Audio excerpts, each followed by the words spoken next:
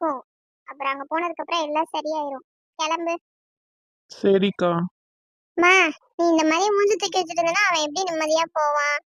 கிளம்புறேன் வரேமாமா. கனிக்குட்டி பாய். பாய் மாமா. ச்சே, வீடே வெறிச்சோன்னு கிடக்கு. பிள்ளைங்க இருக்கையில எவ்வளோ கலகலப்பா இருந்துச்சு. ஓ, பிள்ளைங்க இருக்கையில கலகலப்பா இருந்துச்சு. அப்ப நான் யாருமா? ஏண்டி, நான் அப்படி சொல்லல. எல்லாரும் இருந்தப்ப கலகலப்பா இருந்துச்சு அப்படின்னு சொல்றேன். நீ அப்படி சொல்லல. பிள்ளைங்க இருக்கையில கலகலப்பா இருந்துச்சுன்னு தான் சொன்னேன்.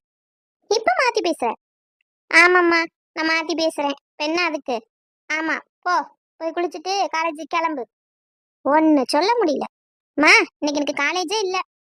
என்னடி உனக்கு என்ன பிரச்சனை? ஒன்னும் இல்லம்மா. இப்போ ஆ, ஒரு ஓரமா நின்னாதான் என்ன வழி மேல நிக்கணுமோ? ச்சே, இந்த வீட்ல யாருக்கும் பொறுப்புங்கிறது கிடையாது, அக்கறைங்கிறதும் கிடையாது. பாத்தியம்மா, அவளே வந்து இடிச்சிட்டு அவளே திட்டிட்டு போறா. பார்த்தேன்பா. ஆமா, பா உங்களதான். என்னம்மா?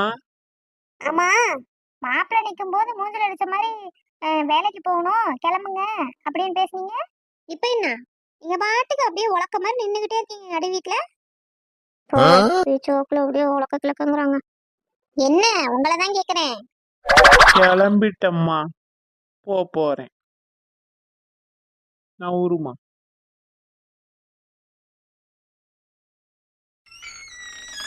என்னடி?